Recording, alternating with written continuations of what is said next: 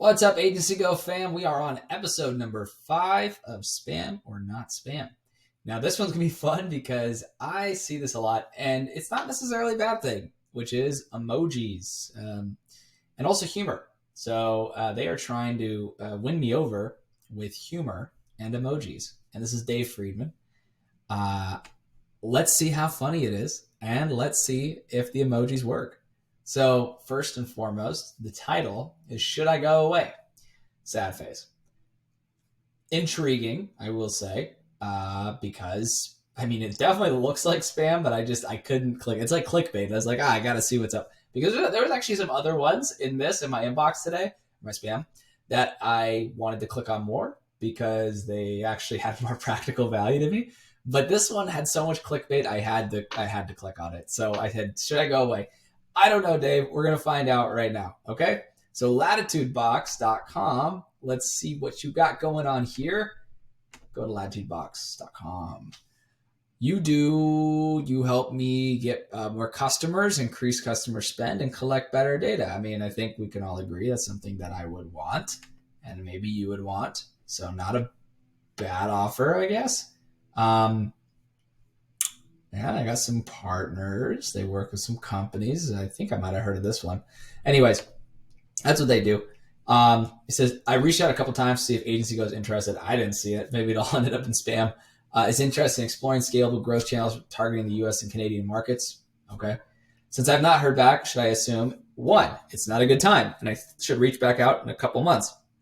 2, you're not interested in teaming with an agency that helps companies to A/B measure messaging. Wait. A/B measure messaging? That I don't know what that means.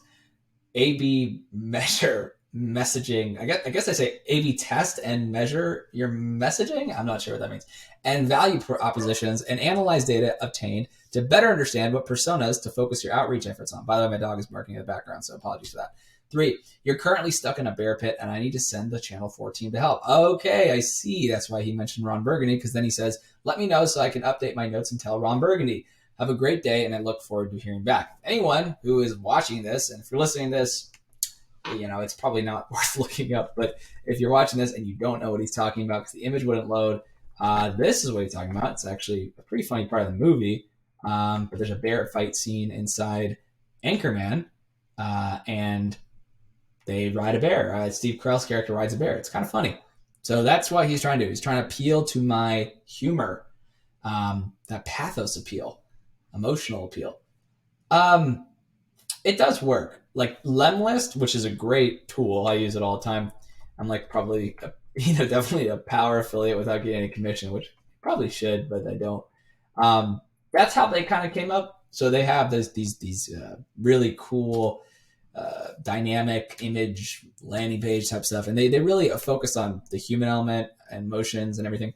So that strategy works. Now, does it always work on me? I'll be honest, no, it doesn't. But if you look at it from a statistical basis, it does. Like statistically, if you use humor and things like this and images that actually go through, it does work, right? On average, more than just boring images and boring, text. So I would say that this effort in general does actually work, right? So like he's not doing anything horrible, I would say here. I think it's actually good. I think it's good. Now, let's look at the offer, though, right? I think if he had a better offer, it would be good. Because he's saying, look what he's saying. He's saying, if you're not interested in teaming with the agency that helps companies to A/B measure messaging, which I don't even know what that means, and value propositions, and analyze data obtained to better understand which personas to focus your outreach efforts on. He could have easily just said, during this session, we will analyze your email campaigns and tell you if what you're doing is comparable or worse than what our clients are doing. I would take that meeting because I want to know, and it's free. Here's the biggest thing that people don't understand, right? Okay. And this is what frustrates me constantly. And that's not necessarily my own unique idea. I've just been reading a lot of books and I applied it and the books were right? Like $100 million was right. Gary Vee is right. Like all these books are right. So they're not my original ideas, but I would say, the biggest thing is okay, you have to actually give something of value, which means you might actually have a cost associated with it, right? On this call. So ask yourself, is this meeting something you would pay to go to? So for instance, if he's saying, let's chat. You could do that with anybody. I'm not going to just chat with some random person. I mean, I don't mind doing it from time to time, but usually it's because we have like some shared interest or it's like a friend or a colleague, but I'm not just going to chat with some random person. You've got to make it worth my time. And this is why the secret, everybody, why cold email works. Okay.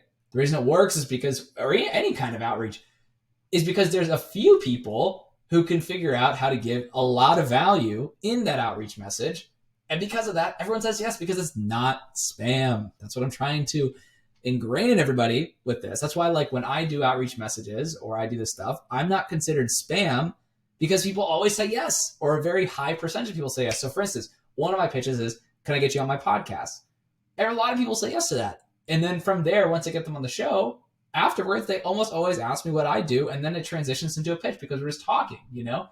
So it's not a pitch, like it's not a hard pitch. But that's value. That took my time to do that thing. It cost me money in terms of my time and also production costs to do something, but it's valuable. People pay to be on podcasts, right? But you're giving them something for free that actually has value because now we have like 1,500 plus people who listen to it a month, right? So like that is value. It's really frustrating to me that people don't do this more, but that's what it is. So I would say I'm gonna give this person A+ for humor. Like, it didn't make me go laugh up, hysterically, but it's like he's trying, and I'm gonna have a better opinion of this person than someone who didn't use humor.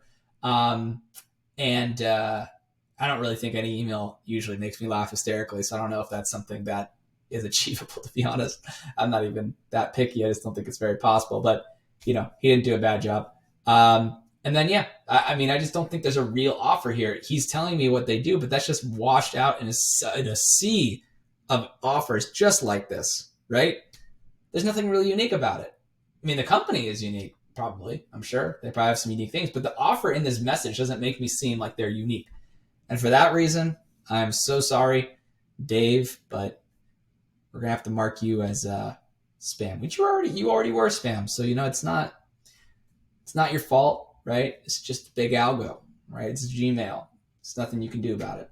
All right. So we're going to mark this one as delete forever. Salud. Until we meet again, Dave.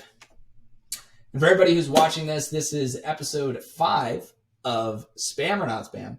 Really hope you enjoyed it. And if you did, share it with a friend or comment below if you have any questions about that episode, this episode, and I'm happy to help. All right. Thank you so much, everybody. Peace.